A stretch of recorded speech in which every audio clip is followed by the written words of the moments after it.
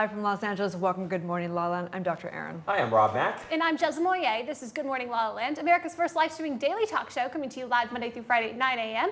on Instagram, Facebook, YouTube, Twitter, and Twitch. Also available on Apple TV and Roku via the EverTalk app. And it's hashtag Transformation Tuesday. We're going to talk about never give up, as we come together each day to know the truth, live on spiritual principle, align with universal law, and have some of my favorite guests in the entire world. I'm so excited for today's show. We're all excited. Oh my gosh, totally. I love this idea of only giving up on giving up, right? Ooh. Give up, giving up. The paradox There it is. there. I love that. Just occurred to me. Every now and then I have a good thought, occasionally. He's full of them. Well, we're very excited to welcome our very special guest to the show. Good morning, everyone, back in the studio, and hello. Good morning. Happy Transformation Tuesday. We have Felicia LaBounty in the house. She is a breast cancer thriver. Good morning, Felicia. Hi, good morning. Thank you for being with us. It is the start of October, Breast Cancer Awareness Month, and your story is so inspirational. We look forward to hearing all about it later in the show. But first, tell us, what's your morning routine? How do you start your day? I start my day every day by getting up and just thinking positive and looking forward to the future and the goals that I have set for myself. So I wake up every morning with a positive attitude. Oh, fantastic. Very intentional about your day. Key. Rain Valdez is in the house. She's an actress and a filmmaker and the creator behind the hit series Razor Tongue. Good morning, Rain. Good morning. Hello. So tell us a little bit about how you start your day in your morning routine. A little bit of the same. I start my morning with waking up and writing down on a notebook what I'm grateful for. And I also write down what I'm manifesting for today. So this morning, I wrote down that I was grateful for my health because I had been sick for a little bit last week. And then I wrote down that I'm manifesting good news today. Ooh. And I also take my dogs for like a 20-minute walk. Fantastic. I feel like if your name is Rain, you Yes. just, oh my gosh, you have to rain the manifestations, rain the money, Yes. rain the men, who knows? Let it rain. Absolutely. It's like part of your duty. It's that raining name. men. All right. Yes. Yep. Well, we love that. Former WWE superstar and philanthropist is in the house. Good morning, Kevin. Good morning. How are you guys? We're so excited to know all about the celebrity charity ride you have coming up. But first, tell us, how do you start your day? What's your morning routine? My morning routine starts rather early. I'm up at around 3 or 4 in the morning, and because of my day job, first thing I do is I make a pot of coffee and then I go make my bed, and that's how I start my day. I want to make sure I accomplish something right off the bat. I make my bed first. I did something, and then I go out to my computer and start returning emails. Awesome. I can appreciate that it takes coffee to make the bed, right? Right? It You got does. When you wake up at caffeine. 3 in the morning, you have to. Right. Yes. Make your bed, make your day. There you go. I live by that. Will Ants is in the house. He is a renowned author, creative, change leader, right? Yeah. He's an icon. He has touched my life like you cannot believe. I'm so honored that you're here, Will. Created What the Bleep Do We Know, which is a documentary that was just touched my life. Absolutely. Way What before do The we Secret. know? We're about to find out. Yeah. Will, tell us, how do you start your day? What's your morning routine? Well, like someone else said, I wake up first thing, and then I go out and I have what I call my first breakfast. And first breakfast is a cup of tea, a little piece of toast, and I have to stare off in something in the distance and just do that for a while. Then I go meditate, and then about a half an hour of Qigong, and then it's time for second breakfast, because I guess I'm a hobbit. I have the second breakfast, and then my day starts about 3 hours later. Wow, I love that. He's making up for all of us who don't have breakfast at all. Right. And then he reads How to Suffer, the book he just is renowned. I mean, genius title. I love it. I'm so excited. 10 easy steps to suffering. I think I've mastered it already. By default. Well, thank you all so much for being with us today. We look forward to continuing the conversation with each of you later in the show. Ah, such interesting guests. Amazing guest, So right? excited. It's the first day of the fourth quarter, you guys. Oh, wow. What's your one goal, the one thing? My one goal is always peace. Always peace. I mean, are you kidding? It's like I have to make up for all the people that aren't setting a goal, an intention for peace. We But yeah, I like think that one peace goal is for always you. my goal. Yeah, what about you, Jess? Prioritize love.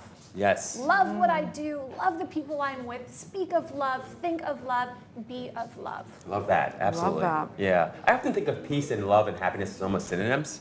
Yeah. You know, right? It's mostly for me about tapping into whatever it is that I consider the divine and letting that express itself. So I love you saying it the way you did, Jess. Right? Thank you. So we all have the same goal for the quarter. Is that yours? Yeah, and because you sit there and you go, I only have one prayer ever, Yeah. and it is to be fully connected. We're always connected to divine and love and all that. It's just that to remember and experience that connection, right? But so I'm doing a 40-day sadhana. So you wake up at 4 o'clock in the morning for 2.5 hours. That's tithing. True tithing is 1/10 of your time into your spiritual, nature, giving back or whatever it is, your food for spiritual. So for me, it's meditation. I think that's a great point around the tithing, is that the first of your fruits is really your life itself. Yeah, God right? first, as they say, right? Mm-hmm. Absolutely, fantastic. That's awesome. So 40 days, it starts what, today? Today, Okay. And you can go beyond that, but it's traditional to do 40-day just to kick it into gear. Yeah. And how significant, because we are celebrating the Jewish New Year as well. Happy Rosh Hashanah to everyone. Last night I had home-cooked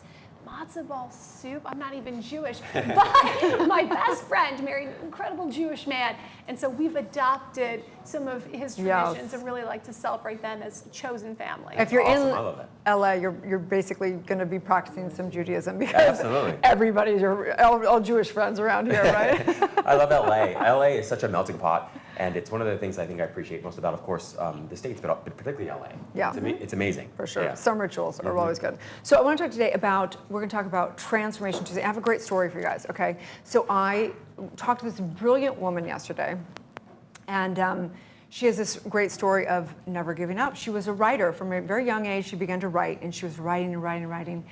And one day she was in her kitchen and her son came in and she's bawling her eyes out, and her son says, "What's wrong, Mom? What's wrong?" She goes, "I can't write anymore. I can't do this anymore. It's not going anywhere." She had like multiple rejection letters from all these agencies, and her husband said you could plaster like a whole room with the rejection letters. So he goes, "Mom, you can't give up, because my entire life you've been wanting to be a writer. You've been writing. This is what you dedicate your life to. And if you give up, I won't believe in dreams anymore. Yeah. You can't do it. If anything, do it for me. Keep seeing your dreams out." So this little thing called Amazon came out shortly right after that. And she decided to throw her book up on Amazon. And she started selling a couple books and stuff. So every morning she'd get up and check her Amazon account.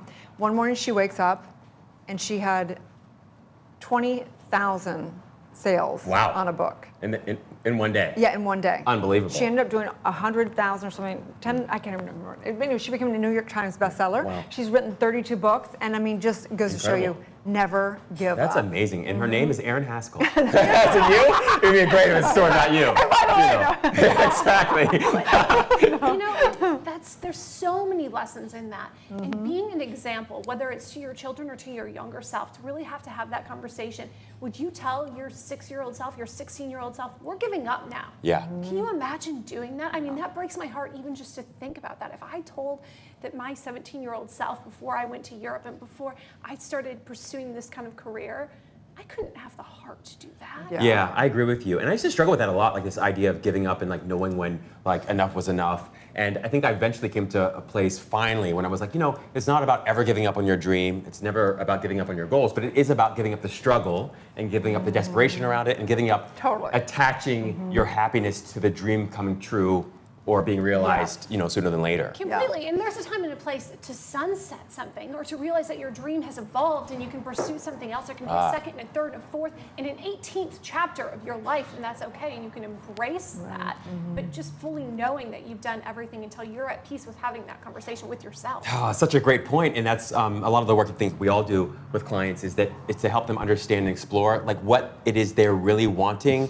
when they say they want X dream or Y goal. Sometimes it's not what you think it is. I thought I wanted to be a professional basketball player. Turns out I just wanted to be with women. I wanted to be attractive. I was like, oh, okay, if I can, dunk at 6'1", that's gonna be. Goals. Yeah.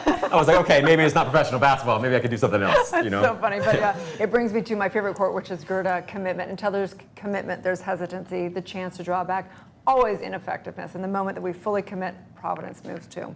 So your deepest desires are your destiny, you guys. So let's take a break. When we come back, we're going to talk to our amazing guests today about how they have transformed their lives and are giving back. Stay tuned. We'll be right back. And in the meantime, check out our experience at Groove Island. It's a hot September day here on Catalina Island, and we are just miles from Los Angeles. I'm Justin Moye. Good morning, LaLa Land. And today we are celebrating the first annual Groove Island. What's up, guys? I'm Sam Feld, and this is Groove Island. My name is Brooke. This is Groove Island. Woo! Groove Island. Groove Island! Groove Island! We're so excited to be here. Welcome to Groove Island.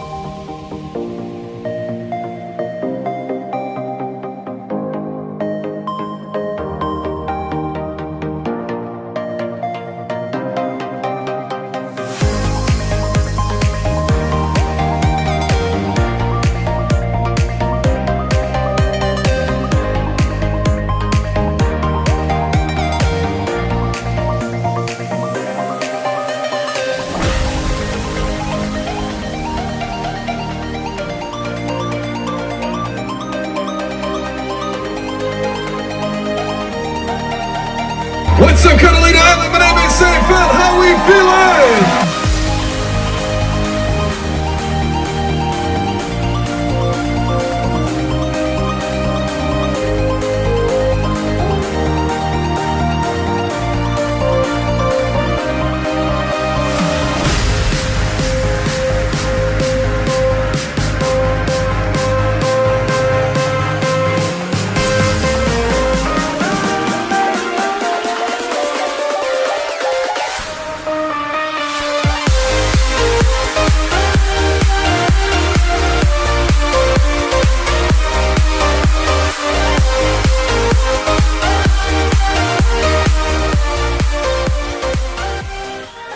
Most memorable moments for me today was setting the intentions. Yeah. What is your intention with Groove Island? My intention is that everyone leaves here with new friends and new memories to last a lifetime. Yeah. And what's your experience have been like with these Groove fans, this Groove community? I know you haven't been to the festival yet, but I know it's not your first experience. No, I've been to the cruises, obviously. It's amazing. Like it's such a cool family, like music lovers. You guys come together everywhere around the world now in this beautiful location. I'm sure it'll be awesome.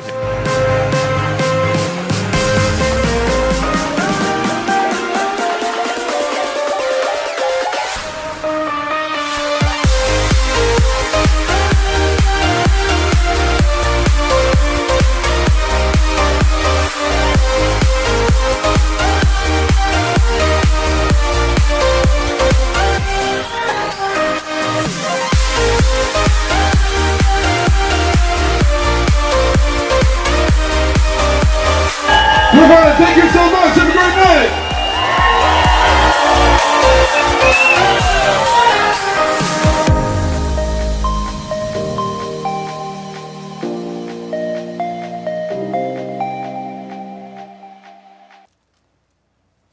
Live from Los Angeles, welcome back to Good Morning LaLa. There are some guests that you interview that are such, it's just, you have no idea. This man and how he's touched my life and touched millions and millions and millions of lives. William Arntz is in the house. He was the producer, director, and the master behind What the Bleep Do We Know? And also author. You've done so many amazing projects. I'm so honored to have you here today. Well, thank you. It's great to be here. Yeah. So let's begin. Of course, I want to get to your book. I want to get to everything. But I want to know your personal journey. Something massive occurred in your own spiritual journey to come to developing a project like What the Bleep Do We Know? Well, there was a couple things. One, I started out my professional career as a scientist. I was a physicist. Oh, really? So I did laser physics for the early Star Wars type programs. And then after that, I went off and did other things. I did computers, but then I started doing all the spiritual study. So I had the science and spirituality. But what really got me going is back in the 80s and 90s, if you were doing spiritual study, people thought you were a wacko. It's like, oh, when are you going to get the Kool-Aid, right?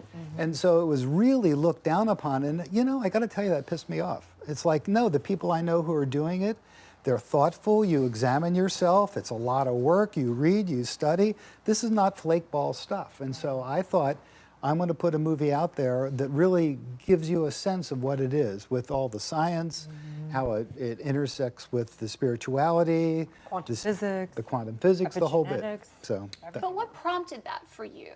When did you decide I want to develop my own spirituality? Or Is there a moment? no, it kind of crept up on me because I grew up in a religious family and I didn't like all the dogma, so I was out the door. It took me a while. I started first reading metaphysics. You know, from physics you go to metaphysics. And then from there I would read all these books and they would talk about doing the self-inquiry and meditation. And I'm like, that's boring, I don't need that stuff. And after about 10 years of ignoring it, I said, I think I really need that stuff. And then I started getting into more internal aspects of it. And then, you know, I got a teacher, I got another teacher, and off I went. Oh, I love it. I think one of the things that is part of your genius is you're a bridge, and you sort of build these bridges between different domains and genres like spirituality and science, and you help people to uncover the truths that are being shared, but they're just being shared in different languages, right? And so talk to us a little bit about that. Like, how are you able to do that? Because I think the real genius is being able to take very complex, sophisticated topics and break them down into something that's easy to process and digest. Is that a challenge when you're putting together a movie or a book? Well, it's definitely a challenge, but it's something I just always do. I did before this, I wrote a couple software, had a couple software startup companies, very complex problems, but for some reason I always find the simplest way to do it. If you can do it with 3 moving parts instead of 4, you do it with 3. So for some reason I'm able to boil stuff down. So in What the Bleep, there are those scenes like on the basketball court with that to show the quantum entanglement and whatnot, and I always think of the simplest way because it won't break and it's easy to communicate. Dr. Quantum. I mean, this has changed our lives. Okay, so tell us about the film came out in 2004, correct? And tell us a little bit about what that was like. How many? I mean, I can't even imagine how many people you impacted millions and millions and millions of lives, and those people have gone out and impacted millions of lives. Well, the goal was to get 100 million people around the planet to see it. That was kind of the goal. And when we did it, it was one of those things like, well, that's kind of a big goal, but we were talking about creating reality, right? And manifesting, and we're like, okay, let's do it. And we think we pretty well got there because it played all around the country. People started at one point I went to Bali and people said, oh, we love your film, everyone here has seen it. And I said, I don't have a distributor here. I'm like, I don't care, glad you saw it. So that's that. So what's been some of the moments that touched you the most of the butterfly effect of it?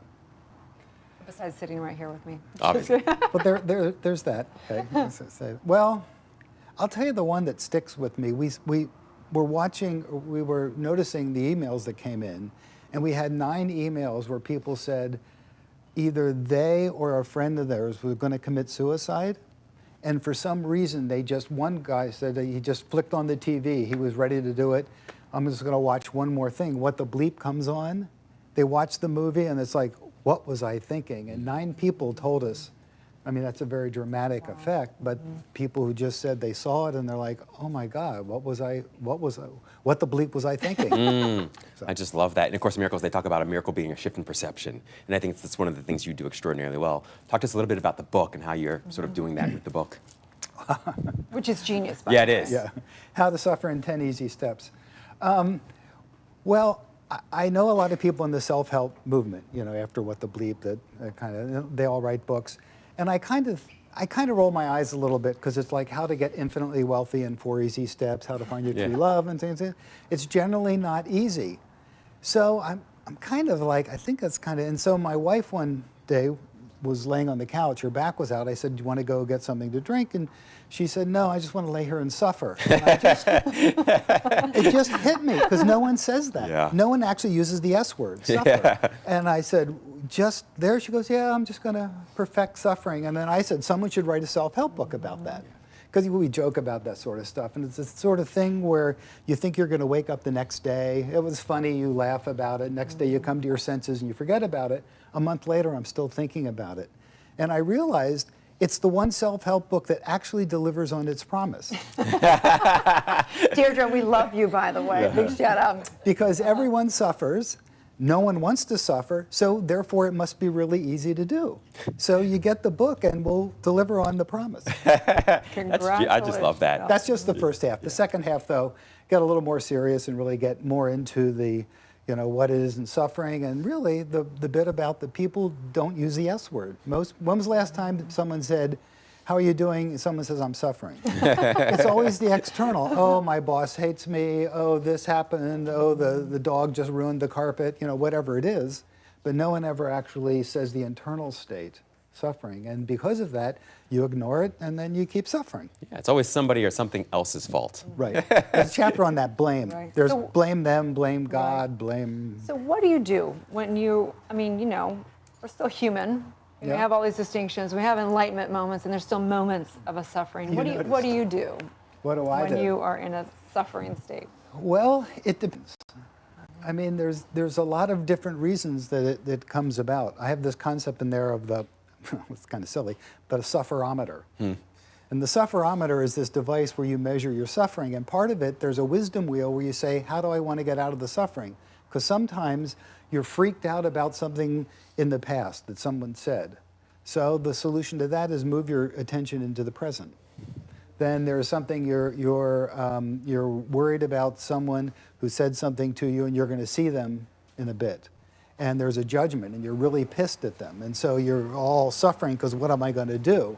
And then maybe you say, no, I think it's time to forgive them.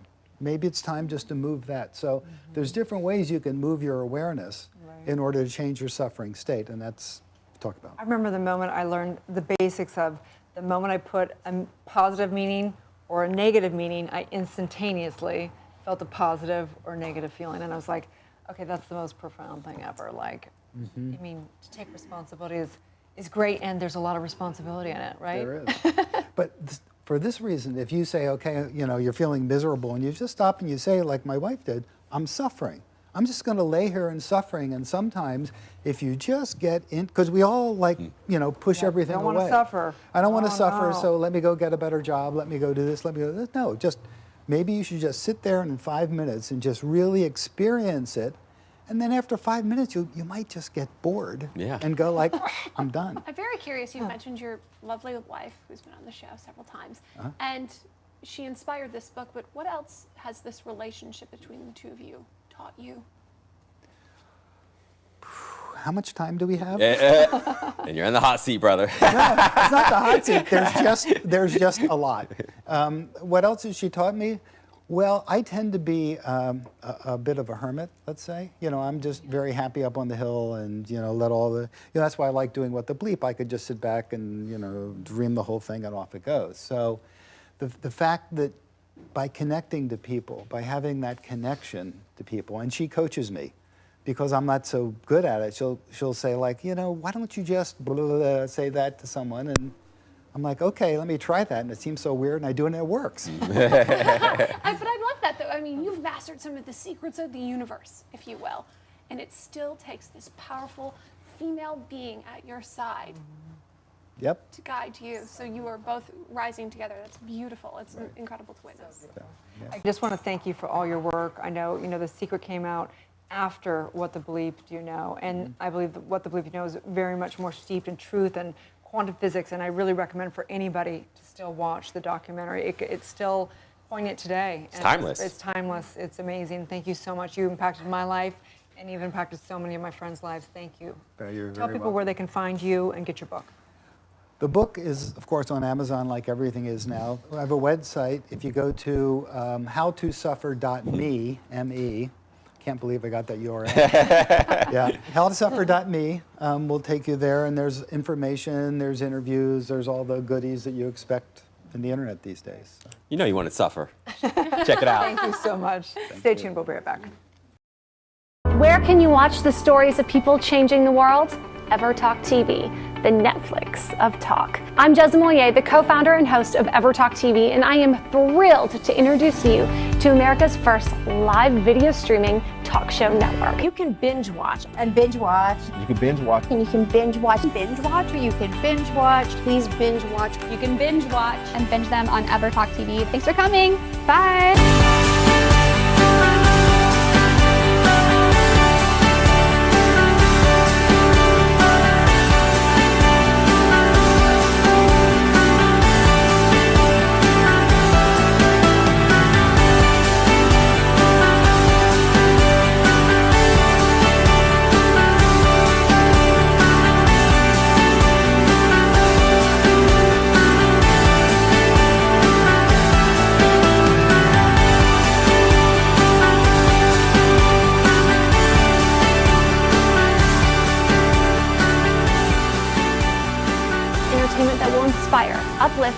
empower you. Anytime, anywhere on EverTalk TV, your home for talk.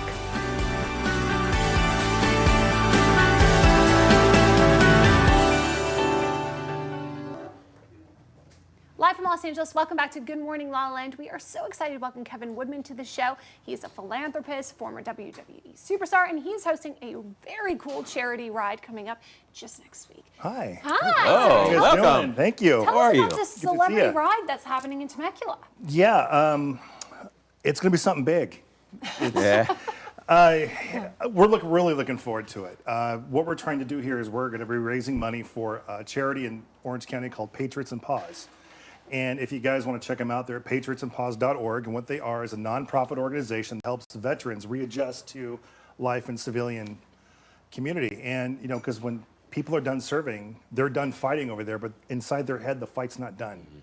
And there's a lot of damage going on and a lot of stuff that they need to take care of. And I'll be honest, the government really isn't stepping up and helping them out as much as they should.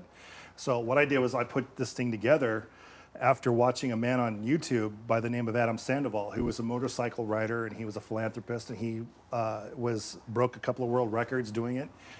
And I say, when I was a wrestler, I was a wrestler for 13 years all over the world, and I love doing philanthropy work, working with kids, Dornbecker's Children's Hospitals, Make-A-Wish, Special Olympics. I love that stuff. And when I retired, I just felt empty and said, what can I do? And so I went and talked I saw this video and said, I could do something like that. I'm not going to ride all over to every single dealership in the world, but like he did, but I could do something for my veterans here. And so I put together this charity ride down to Temecula to a winery down there called Dofo Winery. And it's gorgeous. You walk inside and they have a motorcycle museum of over 300 antique motorcycles of every kind. And it's just a gorgeous layout. And so I said, I had the imagination fluids going. I'm thinking, what kind of damage can I cause?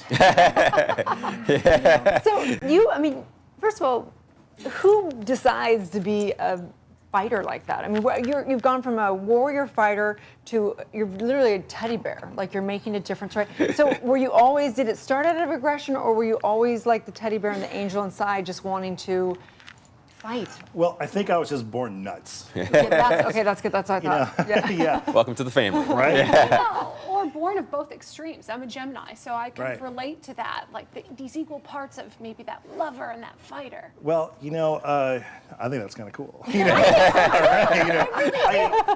I went into, I love pro wrestling. I said when I was a kid, I said, I want to do that when I grow up. My dad's like, yeah, sure.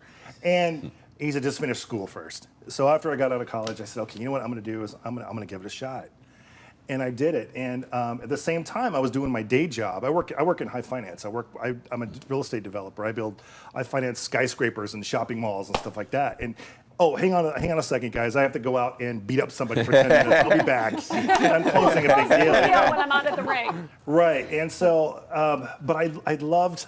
When I got in the ring, that was a different person, a different character, a different personality. I could actually switch him off when I came home. I was very grateful that I could, because I don't like him. He's not a nice guy. And so when I came home, it's just a different chemistry and a different kind of feeling. And I said, I love to give back. I love to help people. And I said, I want to use my influence in the civilian world out in the community and see if I can help people. Love that. So how many personalities do you have? Pretty much enough to know that I'm not normal. Yeah. Well, that proves that you are. Yeah. You know that, right? I can carry on a very good conversation by myself with a lot of people. Right. Secrets out, we all could. I know, right? Yeah, we all can, especially in this day and age. So I think one of the common denominators I'm hearing is that you have a lot of community. Like, it takes a lot of community to do philanthropy. It does. And I'm getting a lot of support from people here in Los Angeles. I'm getting a lot of support from people in Orange County, a lot of support from other businesses and people I didn't even know existed. Said, hey, how can we help? We love what you're doing. And so when I put this thing together, I just wanted to do a very small little get-together, little party with some of my biker friends, and let's go barbecue or something and do something good. Maybe have some stuff, raise a couple of bucks for our charity. Now this is turning into an uncontrollable beast. Wow. And the generosity just poured in. And it really made me realize that there are still things out there bigger and better than myself. So we're talking today a little bit about never giving up. Was there a time when you did want to give up, and what did you? Almost every day. I had to sit back and really remember why I'm doing stuff. Like when I was a wrestler, say what you want about wrestling, it's a tough business, and you get beat up physically and emotionally and mentally every single day you're out there. When I was doing this philanthropy work, there were times I really want to say, I don't know if I can do this. And I said, no, I remembered why I'm doing it. And it's like, I'm doing it because the government won't, and I'm in a position to do so. And people need our help. So I said, I just gotta keep going through it. And pretty soon, I'm doing it.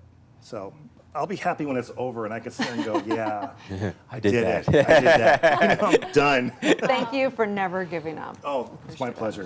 Please tell everyone where they can find and follow you and donate to the cause. Yeah, we have a GoFundMe page. You can find the links on my Facebook page, which is kevin.woodman. And you can also go to ridingwiththestars.com. We have ticket sales there.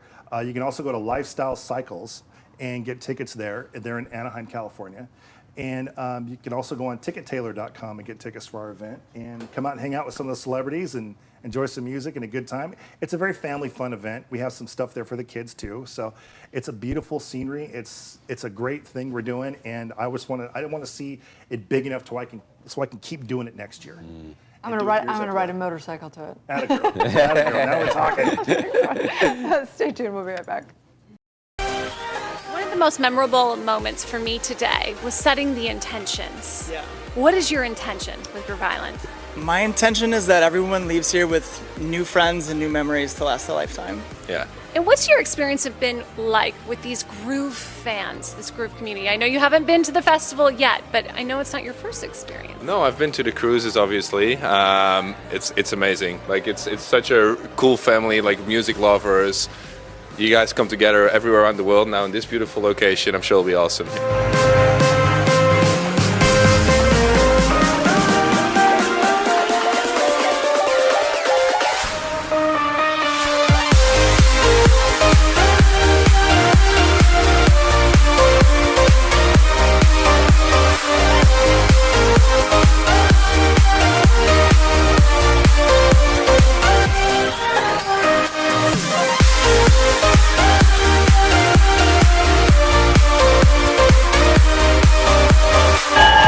Thank you so much. Have a great night.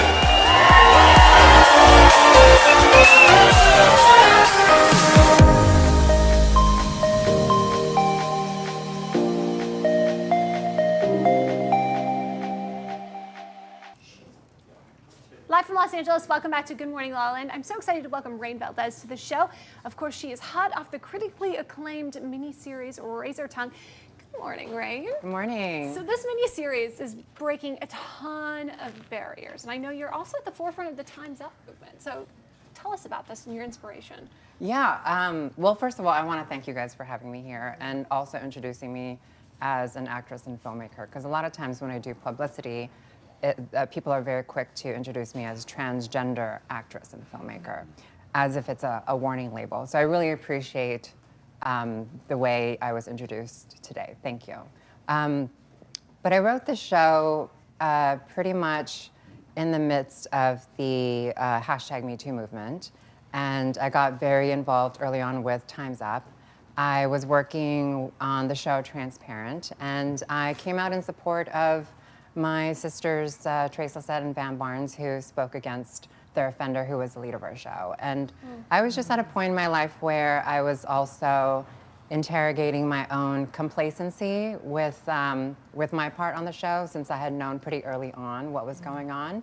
But also just kind of interrogating my complacency in my own experience as, you know, an actress and a woman in Hollywood, of, you know, the things that I've had to put up with in regards to misogyny and discrimination. And so I wrote this show just to sort of, you know, kind of create a healing process. So was there a moment, you know, take us there, like in a virtual share, like what was the moment for you? Where were you when you decided, I can't live like this anymore? You know, I was put sort of in a situation where, you know, I have a lot of love for the show Transparent, and it's brought me so much joy and so much opportunity, and it introduced me to this queer community and this queer family that I didn't have before, because prior to Transparent, I was living a stealth life as, no one really knew my gender history.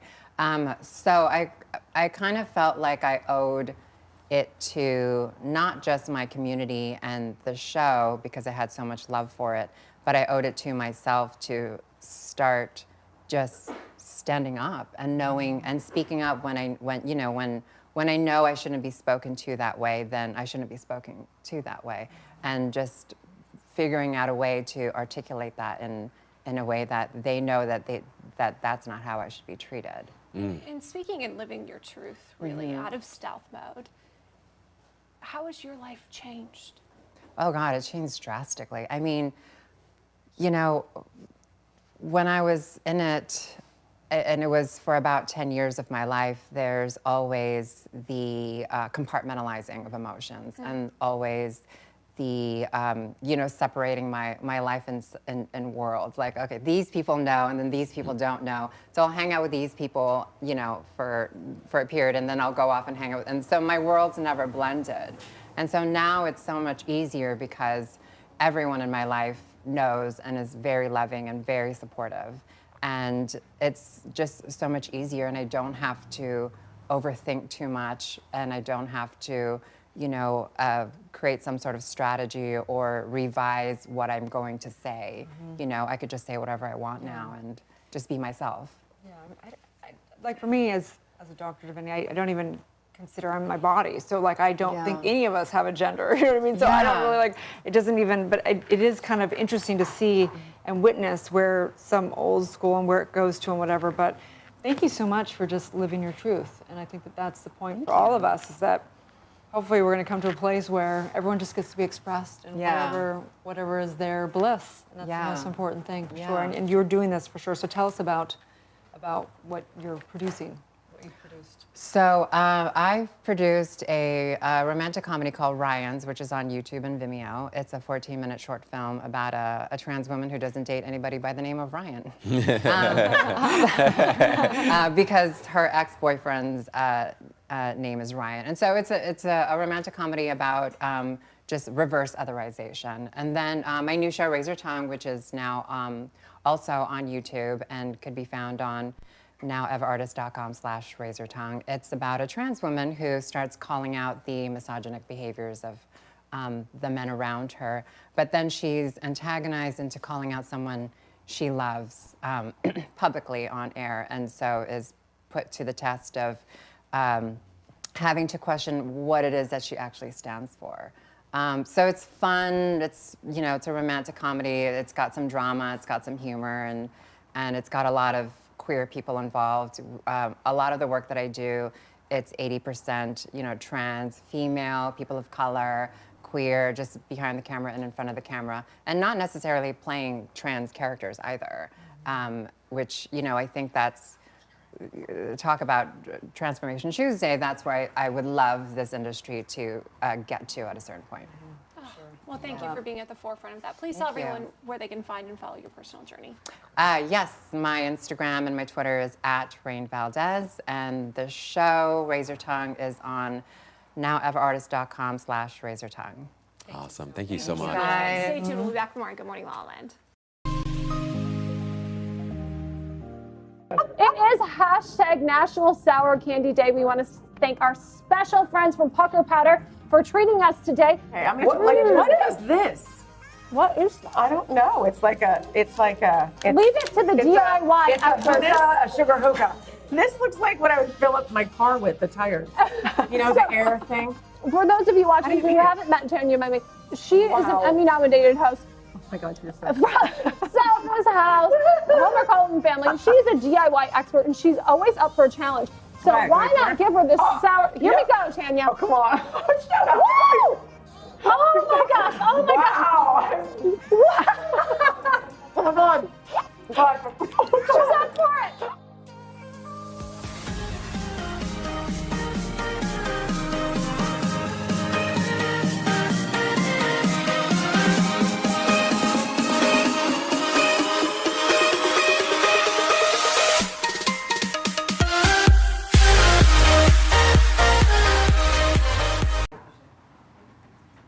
Live from Los Angeles, welcome back to Good Morning, LaLa. On Transformation Tuesday, sometimes we have to transform really tough things into thriving. Right here, we have Felicia LaBounty, who's transformed having breast cancer into thriving.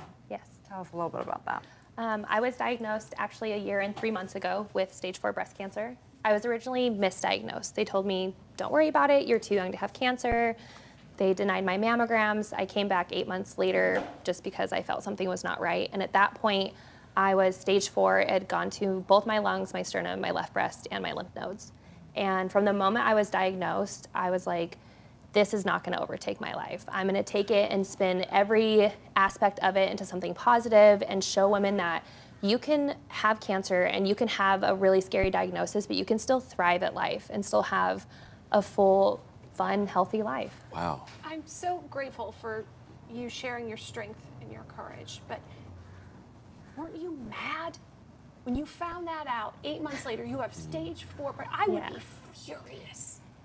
I was mad, but I knew I had a fight or flight moment. I was like, I can either concentrate that anger and have it overtake me, and with breast cancer, everything has to be positive because anything negative just overtakes you. And I'm angry, absolutely, and there will become a time that I will deal with that, but I was like, I gotta live life. Like, life is way too cool to like sit around and be angry. It's not gonna change it. It's not gonna go away. And the only thing I can do right now is just beat it and survive and fight and show women that you can have no, I was completely bald. My hair's finally coming in. It's so cute. There's now, you know, spontaneous remission studies, 3,500 cases of people overcoming cancer. And I'm a firm believer, as a doctor of divinity, we teach medicine and the power of mind. So I think there's a time and you have to listen to your own thing and go with some medicine or chemo or whatever it is and, you know, do whatever it is that is the healing that you need. What was your process for your own healing? My process, I did do 5 rounds of chemo. I'm actually still on chemo. I take a chemo pill 21 days on, 14 days off right now. But it was just being positive and still living my life. And with the guidance of my doctors, I still camped and traveled and I modeled. I worked SEMA 3 days after a round of chemo and I just kept going. I was like, this is what I have to do. And then the next day I have another thing to do. And you just kind of, your power of your mind, positivity. And you're even channeling that into some creative work, right? The candles, the DIY projects to pay for some of the treatments. Can you share with us about that? Yeah, one of my friends taught me to make candles as just a creative outlet, something to keep your mind off of it. And I just kind of got turning and I was like, okay, I could use this to help with everyday costs. I mean, one round of IV chemo can be up to $30,000. And it's just incredible how the bills pile up and it can overtake your mind. So I just started creating and people started wanting to buy them. And so I just kept kind of going with it. And it's been a really great process to keep my mind busy and positive. So inspiring. Were you optimistic before you had this health challenges? I think I was, you know, everyone has their challenges in life and I definitely, you know, had my lows, but I've always looked for the positive side of things. It's being negative about something isn't going to change it. It's not going to make it better. It's not going to move forward. And I'm all about progression. And one of my friends said when I was diagnosed, she was like, okay, this is an injury. We rehab and recover. And that's just how I just keep going. Wow, I love that. So Thank inspiring. you. Detection is so vitally important. And you Absolutely. are so young. It's sad and it's shocking. But what are some of the signs that maybe you experienced that we could look out for? Unfortunately, I had no signs. I had perfect blood count. I was CrossFitting, running, camping, had all the energy. I had no idea. Self-examinations are the best way. And if you find something, I tell every person, I get hundreds of messages from girls being, I found a lump, I don't know what to do. They told me not to worry about it. Fight for testing, fight for those mammograms. An ultrasound is not good enough. And if you feel anything, don't be scared, just go. It's really scary, but if you just hit it head on and the sooner you find out, the much easier your process is gonna be. Thank you. Please tell everyone where they can find and follow you and contribute, buy your candles, Yes. and support you in your healing. Thank you so much. You can find me at my Instagram at Felicia, and I link all of my candles. I actually make them out of vintage beer and soda can candles now, which is awesome. a cool way to recycle and make more crafts. So you can find me at my Instagram. Fantastic. Thank you so much. Felicia. Thank you We very appreciate much. you. Stay tuned. We'll be back with more on Good Morning La La Land. The most memorable moments for me today was setting the intentions. Yeah. What is your intention with Groove Island? My intention is that everyone leaves here with new friends and new memories to last a lifetime. Yeah, And what's your experience have been like with these groove fans, this groove community? I know you haven't been to the festival yet, but I know it's not your first experience. No, I've been to the cruises, obviously. It's amazing. Like it's such a cool family, like music lovers. You guys come together everywhere around the world now in this beautiful location. I'm sure it'll be awesome.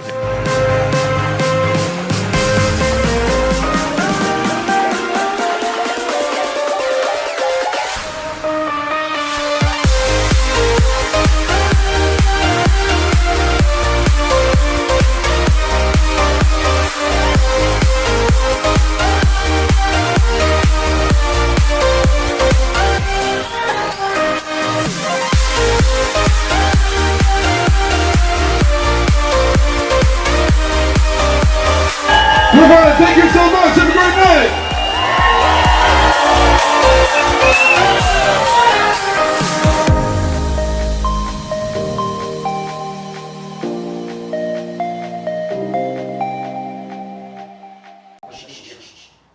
Live from Los Angeles, welcome back to Good Morning La La Land on hashtag Transformation Tuesday. We're welcoming Chris Shelton to this show. He's known around town as the Hollywood healer. Total health with the 5 elements of Earth. That is wood, fire, metal, all the above. So how did you, Chris, master that? You know, my own quick story, my old story was that I had a heart attack at age 17 from a meth overdose. And then I put myself into martial arts as a way to change my path. And one night before a match, I was kicked in the back and almost paralyzed from the waist down. Fast forward, I realized, I need to make some changes. So this doctor that I was working with, she had a therapist working with her, and this is over 26 years ago. We started talking about qigong, and I was like, qigong, what is that? And he goes, you've heard about qi, and I closest thing I've heard about qi was like Cheez-Its and Cheez Whiz. So, anyways, he was telling me you should take these classes, and anyways, I had nothing else to lose. I had the other health problems as well, and sinus problems, digestive problems, and after about 6 months of doing these practices, I kid you not, but it went away, and that's what intrigued me to start studying Chinese medicine. So Qigong, what does it mean? The movement of energy, is that what it means? Okay. Yeah, so Qi is a life force energy that emanates through all living things. Gong is a skill, kind of like Gong Fu, skill with the fist. And in this case, we're utilizing it to be able to help transform people's bodies, because the leading cause of death is actually negative emotions. Yeah. And it's not that emotions are bad, it's when there's... Yeah, and I think we're just coming to that as a culture. I mean, the East has known this for a long time, and working with clients in subconscious, as soon as they, their emotions are acknowledged and expressed, whatever, it's amazing what will turn off in the body. Diseases will go away and things like that. Yes. So how do you feel like this happens? When you're doing Qigong, how are you moving the energy in your body? So number one is mindfulness, and what I tell students, for example, when you're practicing the liver move, because the liver is affected by the emotions of anger, rage, and frustration, resentment. When that's held on to for a long period of time, it turns into depression. So what I tell people to do is to focus on a past trauma, to focus on a present trauma, and then as you're doing the movement, you inhale, pulling the intention into the right side of the body where the liver is located, and then from there, the combination of this movement, of these movements that are over 5,000 years old, it helps to create the release and the transformation to help to heal the body. That is so incredible. I mean, it's no wonder that Hollywood has embraced you. Maria Shriver, Channing Tatum, just to name a few, because of the emotion that they're feeling, not only as artists, but through their characters and the way that their physical body inhabits and processes that. Yeah, you'd be surprised, and it does, emotions don't discriminate, that's the thing, right? And, you could be somebody who tries to suppress, but eventually the body will say, guess what, I'm going to show you. And it could be something as simple as chronic pain, like you wake up in the morning, you have frozen shoulder, you can't turn your head. The common characteristic or foundation with those people is that some kind of emotion that affected the heart. The dog ran away, they got in an argument with their spouse. And so the body says, okay, well, we're going to show you. And what happens is that we blame our pillow. We blame it on walking the dog. There's always something else than to look back. So the more you do these practices, the more mindful you become of, oh, okay, what is actually going on in my life? And how is that showing up as this pain or this illness? So interesting. So how long does it take them sort of begin to experience the positive effects of Qigong? The positive effects can take place right away. The first thing that people will notice is relaxation. And like I tell people, relaxation is really just a byproduct. And the whole idea here is for you to become your own superior doctor. And what does that mean? That means that you're able to become so aware of your body that you can understand when disease is setting in before it actually shows up as clinical symptoms. So I tell people, if you do the practice every single day, after a couple months, you're going to start to notice, like, oh wow, and when did that change? When did I actually start to get rid of the insomnia? When did my migraine start to go away? Or when did my depression start to alleviate? So you just start to notice. So fast. Most people would do Qigong because they want to see them getting, more power, more money, more whatever, Yes. right? Yes. I do think it's interesting. And so what does it look like to have a practice? Do you practice every day? How long is a practice? How much does somebody have to do the work? So what's funny is in my here, we have the 1 hour practice, we have the half-hour practice. The 4 minute. We have the 5-minute practice. Yes. We have the one practice of just taking a conscious breath for those people that like here in Los Angeles that are so on the go all the time. But yeah, it's something that you could design for yourself. And what's cool is that besides the book, we have a YouTube channel where all these practices are on YouTube for free. And on top of that, every week we launch a free video on some health-related topic. So like a couple weeks ago, I talked about GERD, acid reflux, and what's the root cause, emotionally, dietary, and then how to fix it yourself. Talk about prolapses, talk about every week something new. The whole idea here is to empower people, to take care of their own health care. That's the thing. And you don't have to be in Hollywood to experience You that. don't have to, yes. Thank you, Chris. We Yes. appreciate you. Please tell everyone where they can find and follow your journey. So you can follow me at Chris Shelton Qigong for Instagram, Facebook, as well as Twitter.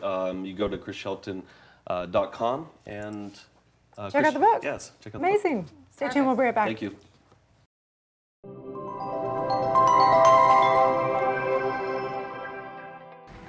I'm Jasmine Moyeg, host of Good Morning LaLa Land on EverTalk TV. As a little girl with big dreams, I couldn't stop talking. I turned that into a career of premieres at red carpets and even a talk show. And recently, I had my aha moment. I was hosting a live event. A woman who represented a national cancer support community gently pulled me aside from the glitz and the glam, and she thanked me for mentioning their program on my show. Because of those few words that I had spoke on air earlier that week, one of our viewers battling cancer reached out and got the financial and emotional support she so desperately needed. I'm so grateful to have experienced that moment, a moment that truly reflects how much conversation and community matters. We need more of what matters. It is my passion and purpose to create content and lead a conversation that will ignite the light in my community and empower them to live their best lives, starting today. I'm Jezza Moye, and I'm a host on EverTalk TV.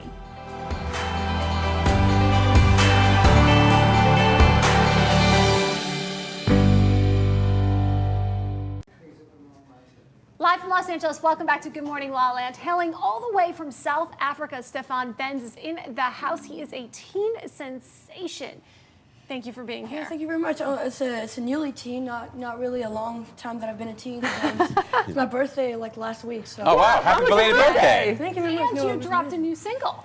Exactly, the day after that, called Get Over You. So yeah, it was a really productive week. What date is your birthday? The 26th All of September. right. Happy birthday. Thank you very much. Congratulations. Tell us about Get Over You.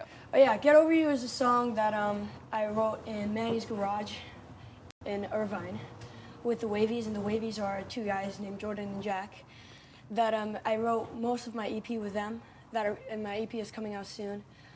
And yeah, Get Over You was a song about up and down relationship that I had with a girl, even though I'm young. Yeah. And we've got a look at the video So cute. happening right here. Tell us about that. Yeah, that video was shot in LA too, because I still live in South Africa, but I'm planning to move here like end of the year.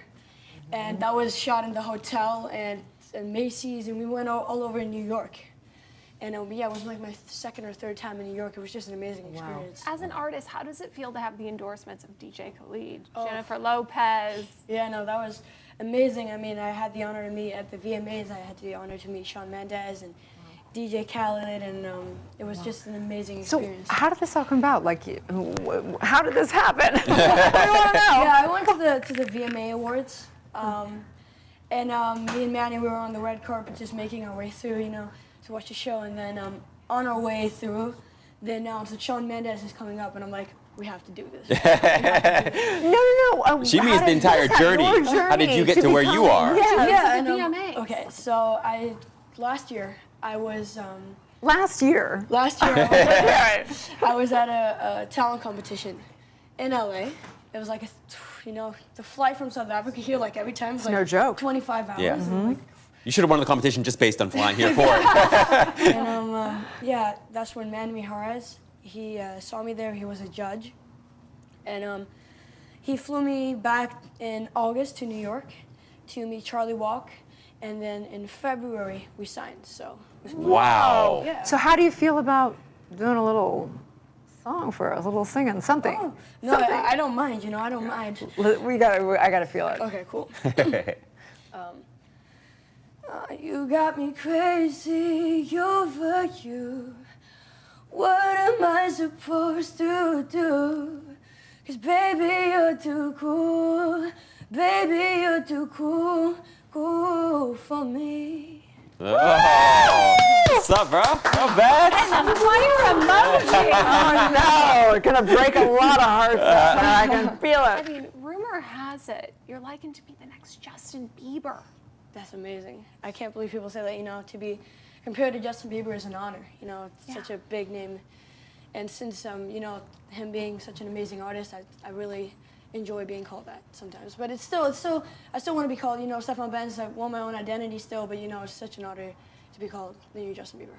Yeah. Absolutely. When did you fall in love with music? Do you remember? Yeah, well, I started singing basically when I was 9. But I wouldn't say I fell in love when I was 9. Like, I was probably I started liking music like a year after that, because I was doing, I sang in like the choir and stuff, and I was like, And then one of my teachers at school, she signed me up for a competition in South Africa, which I ended up winning. And it was it was a competition on TV and everything, and that's probably when it started. Incredible. Wow. Did you get nervous or no? Oof, man. Yeah. When I was 9, that was probably the scariest thing I ever did in my life. Really? It was really scary, and I was super nervous. But obviously every time I sing, every time I do a performance, it gets easier and easier and stuff. But I still have some nerves and stuff, but it's a lot less. We're talking a little bit about not giving up. So has there been probably not at the point in this career, but what do you do when you do feel a little bit like, oh, I want to get through this? Yeah, at this stage, there hasn't been much of that feeling so far. Everything has just been, I've been so honored, and I've been so lucky so far, being at the right place and the right time and stuff. But writing, especially in my experience, I started writing songs last year too. Even not having wrote so many songs, already there's struggling to get new ideas the whole time and new melodies and stuff. But that's probably the most of the time where I'm I need to get something new people are gonna like. But when I'm down, I always remember, because so many people that are believing in me, I just have to believe in myself. So, That's everything. That is everything. Yeah. Is there anybody in your life that helps you to believe in yourself? Yeah, all the people in my life are super supportive. Manny, my dad, my mom. My mom isn't here right now. She's in South Africa still, but I'm leaving today, so I get to see her again. But yeah. Oh, super cool. We're so excited to have be you. Part of this journey and to witness your stardom. Please tell everyone where they can find and follow you and get your new single. Yeah. So my name on Instagram is Stefan Benz Official. On TikTok, Stefan _ Benz. And I'm on Facebook, Stefan Benz. Such a pleasure, bro. Thanks so much. We are Good Morning La La Land, America's first live streaming daily talk show, coming to you live Monday through Friday at 9 a.m. All of today's interviews are available as a podcast on iTunes, and the whole show is streaming on EverTalk TV, on Apple TV, and Roku. That's right. We're waking up the world together, you guys. Have a great Transformation Tuesday, and never give up. It's going to be a Good Morning La La Land. Check them out. Great work.